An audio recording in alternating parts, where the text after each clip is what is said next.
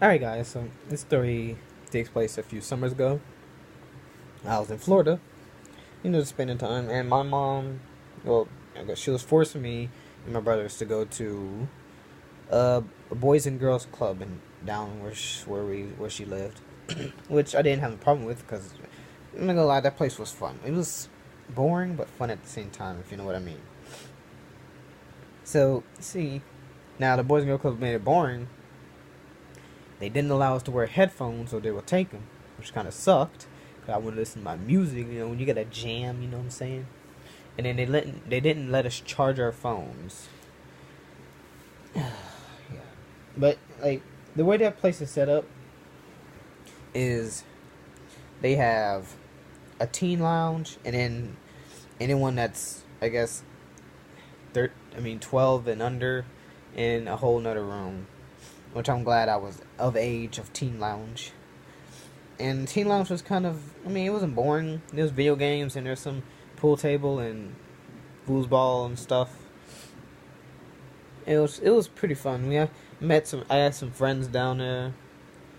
This was fun about that place, but that's not what the story is about. The story is about this girl I met in the Boys and Girls Club.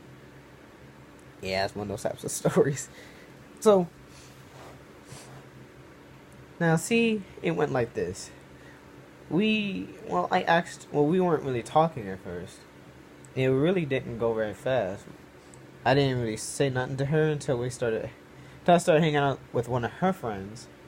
And then she started talking to me. We started talking. And then she made a weird move on me.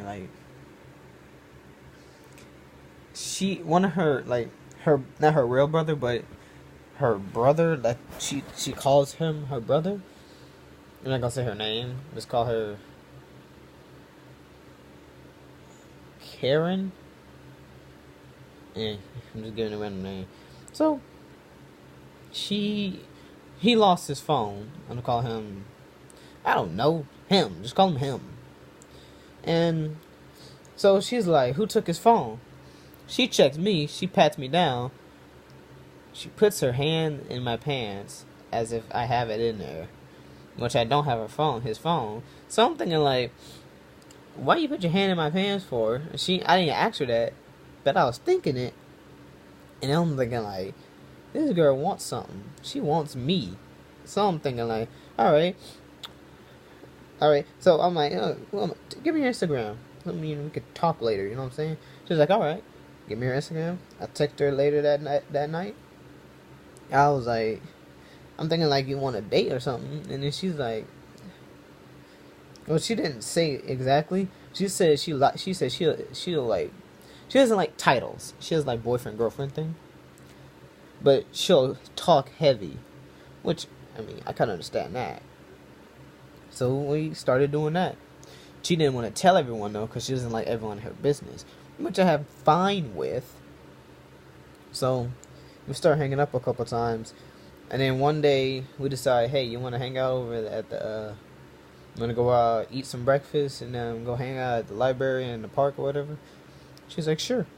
She comes over because I'm closer to the park, so she rides the bus over to where the park is, and then we go over to eat, and then she starts telling me about this one girl who wants to try to talk to her because I guess that girl's lesbian. I don't know.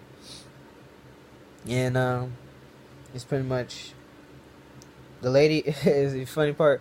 How a lady comes, one of the waitresses comes up and says, since we're sharing the plate, but then she comes and says, y'all want to share? Y'all want two straws? Okay, no, we're not going that far. We talking, but not like that. So we walk out the restaurant, walk back. We're getting ready to walk back to the library.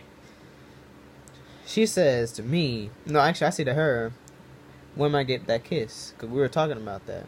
She was like, you gonna get it when we get into the library? You'll see. I was like, bet. Now, this girl is a whole different type of girl. She's a bit tomboyish, if you know what I mean. So we get there, and there's an elevator. There's upstairs is the library. It's a whole recreational center. So we get in the elevator. It's just me and her.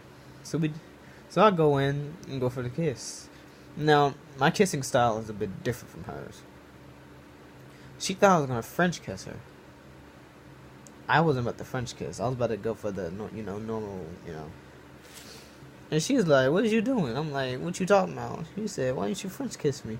I was like, "We'll do it again." We go right back down. They look at us like, what did you kids come back down for? And we go right back up like we forgot something. We try it again. I mean, we actually lock lips, but I guess she didn't understand the way that I kiss and she kisses different.